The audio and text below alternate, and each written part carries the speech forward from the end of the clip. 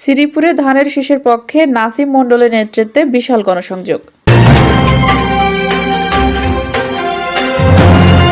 আসসালামু দর্শক, আমন্ত্রণ জানাচ্ছি বিবিআর নিউজে। গাজীপুরের শ্রীপুর থেকে ওসমান গনির পাঠানো তথ্যচিত্রে বিস্তারিত দেখুন।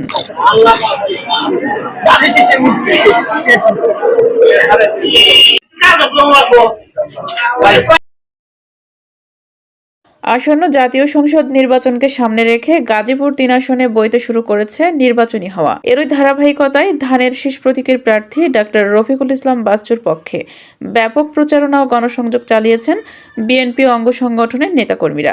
৩০ জানুয়ারি বিকাল ৩টা থেকে সন্ধ্যা পর্যন্ত সাবেক তুখোড় ছাত্রনেতা নাসিম মণ্ডলের নেতৃত্বে শ্রীপুর পৌর শহরের গুরুত্বপূর্ণ সড়ক ও শ্রীপুর বাজার এলাকায় এই গণসংযোগ অনুষ্ঠিত হয়।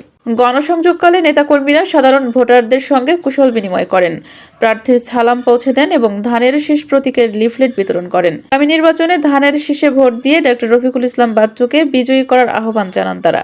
এ সময় বাজারে ব্যবসায়ী পথচারীদের মধ্যে ব্যাপক উৎসাহ উদ্দীপনা লক্ষ্য করা যায়। প্রচারণায় নাসিম মণ্ডলের সঙ্গে উপস্থিত ছিলেন স্থানীয় বিএনপির নেতৃবৃন্দ শাহিন প্রধান, সাবেক সহসাধারণ সম্পাদক শ্রীপুর পৌর বিএনপি, শামসুদ্দিন সরকার সামু ১ নং ওয়ার্ড বিএনপির নেতা, কবির হোসেন সদস্য জেলা বিএনপি, নওশাদ মোস্তাক সভাপতি প্রার্থী জেলা ছাত্রদল, রাহাত হোসেন জুয়েল সদস্য সচিব পৌর কৃষক দল, মিলন হাসান যুগ্ম আহ্বায়ক জেলা স্বেচ্ছাসেবক দল। এছাড়াও কৃষক দল নেতা মনির হোসেন, যুব দলের নেতা রনি, রাজীব আহমদ, কাজল, আবুল কালাম আজাদ, জহির খান সহ বিপুল সংখ্যক নেতাকর্মী অংশ নেয়। এক ছাত্রনেতা নাসিম মণ্ডল বলেন, ধানের শীষ আমাদের ঐক্যের প্রতীক। ডাক্তার রফিকুল ইসলাম বাচ্চু শ্রীপুরের মাটি মানুষের নেতা। সাধারণ মানুষের মাঝে যে গণজোয়ার দেখা যাচ্ছে তাতে ইনশাল্লাহ ধানের শীষের বিজয় নিশ্চিত হবে।